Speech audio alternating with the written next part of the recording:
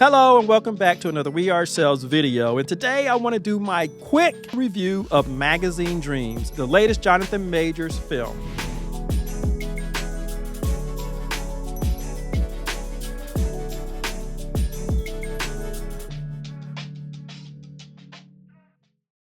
If you haven't seen the film and you want to go and support Jonathan Majors and you don't want to be spoiled, go watch the movie first, then come back. But if you're okay or if you've already seen it, then let's go.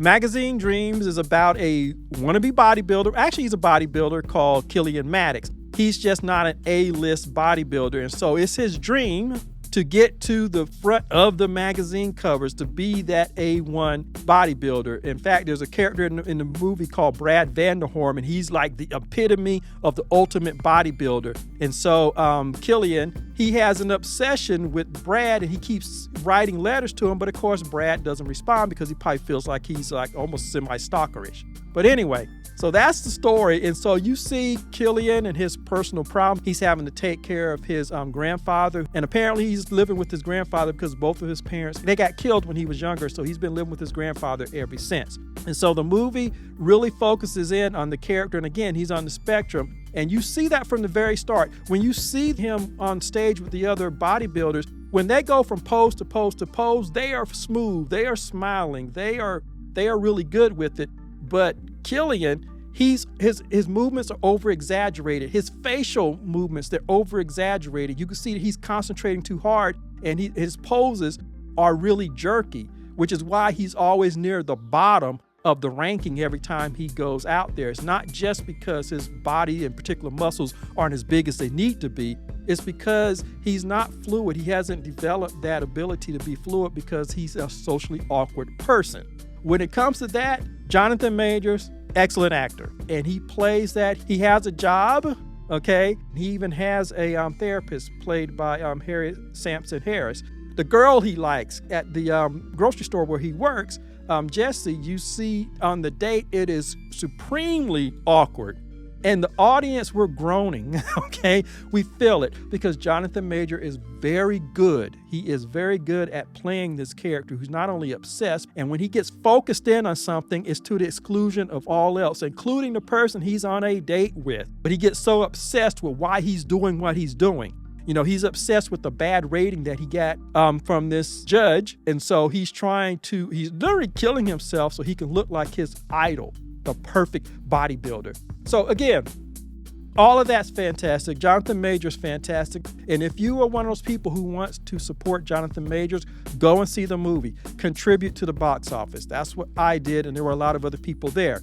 All of that's fine. All the acting, even the side acting, like his boss. Normally with low-budget movies, when you have somebody like a boss who's going to get onto the main character, a lot of times those people are one note. This guy was actually good. So all the actors in there, as far as I was concerned, they were very good. My only problem with the movie is that it did not feel like it was written for a black person. You know, Jonathan Majors' character of Killian, there are moments when he talks about being a black man and being dangerous and stuff like that. And again, I feel like he brought that to this role. But when it comes to the bodybuilding world, it's very diverse, and they show that. So a lot of the problems that I have with the movie don't have anything to do with the bodybuilding. It's all his personal life. And that's where it really comes out that it feels like a miscast. I don't believe this was written for Jonathan Majors. And then in the editing process, they doubled down on not centering him in any kind of blackness. Even though there are moments where he says he's a black man, even though there's a moment where they hint at that he's a little more menacing because he is a big black man, okay? And you have a moment where he's ambushed and the person calls him, a racial slur. But again, it's in response to what he did. But the thing that gets me is that I don't feel like we as black audience, and it was 99.999% black people who were there supporting Jonathan Majors, we weren't clicking with the movie itself, and I know why.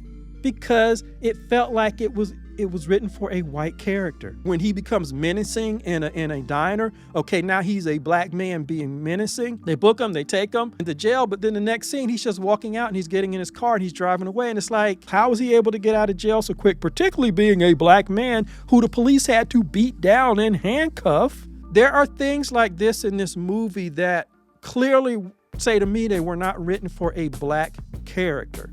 The headbanger music that he listens to when he gets himself all riled up, when he goes and destroys a paint shop, which leads to him getting beat up later. When he's turning into the ultimate nightmare of an incel, you know, the person that's gonna go and commit some kind of act of mass violence, complete with him going on the internet, watching videos, and then buying an entire arsenal of weapons. All of this felt like it was written for a non-black character, because we know what the racial makeup of most of these types of people are. It felt forced on him, and that's why I was saying that it felt like it wasn't written for a black man. And one of the biggest things that I think that got all of us was the choice of music. There wasn't a stitch of blackness in any of the music. There wasn't a single choice, even at home when it's just him and his father. His father is like, 70, 80 or something like that? You mean he doesn't have on the Four Tops or somebody in the background, somebody he used to listen to back in the day? There's no attempt to settle him as a black man in his blackness. Every musical choice in the edit room, it was Caucasian or it was some orchestrated stuff. So over and over and over, it really felt like this script was written for a down and out white bodybuilder, not a black man.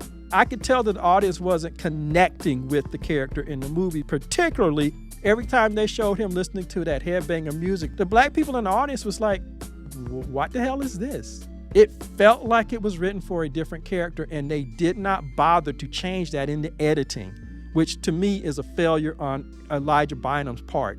Again, acting was great, all of that was fine, and if you want to support Jonathan Majors and you want to support the box office for his movie to help him get back on his feet, go and see it. It's not a bad movie. There are going to be a whole bunch of moments in that movie where you're going to say, it's going to surprise you. That's my not so quick review of Magazine Dreams. As always, thank you for being here. Hit the like button, share the video, and if you haven't, please subscribe, and I will see you in the next video.